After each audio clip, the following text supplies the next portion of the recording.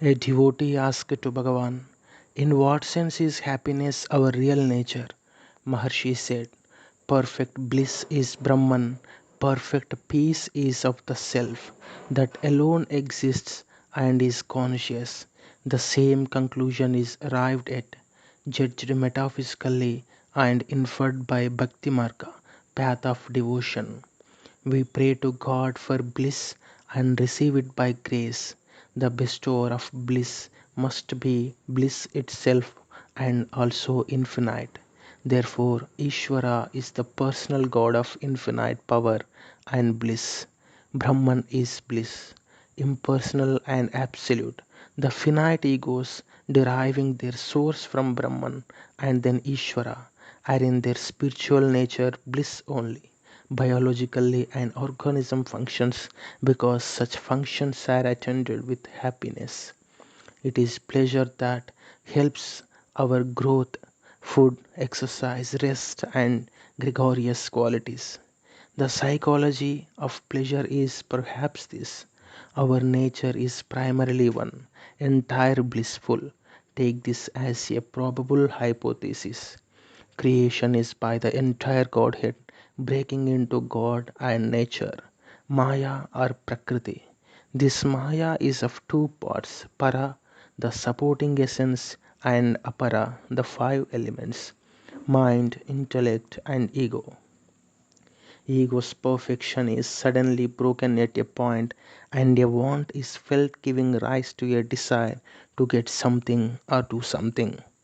When that want is cured by the fulfillment of that desire, the ego is happy and the original perfection is restored. Therefore, happiness may be said to be our natural condition or nature. Pleasure and pain are relative and refer to our finite state, with progress by satisfaction of want. If relative progress is stopped and the soul merges into Brahman, of the nature of perfect peace, that soul ceases to have relative temporary pleasure and enjoys perfect peace, bliss. Hence, self realization is bliss. It is realizing the self as the limitless spiritual eye, jnana drishti, and not clairvoyance. It is the highest self surrender. Samsara, the world cycle is sorrow. Devotee asked, why then is samsara creation and manifestation as finitized, so full of sorrow and evil? Maharshi said, God's will. Again, devotee asked, why does God will it so? Maharshi said, it is inscrutable.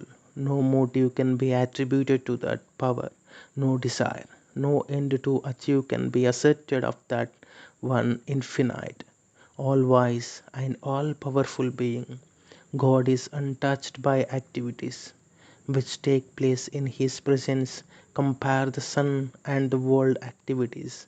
There is no meaning in attributing responsibility and motive to the one before it becomes many. But God's will for the prescribed course of events is a good solution of the free will problem.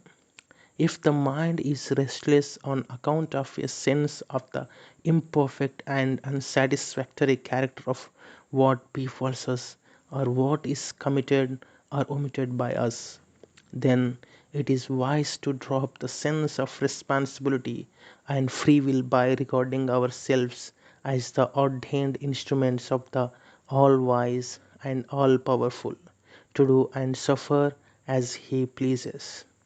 He carries all burdens and gives us peace.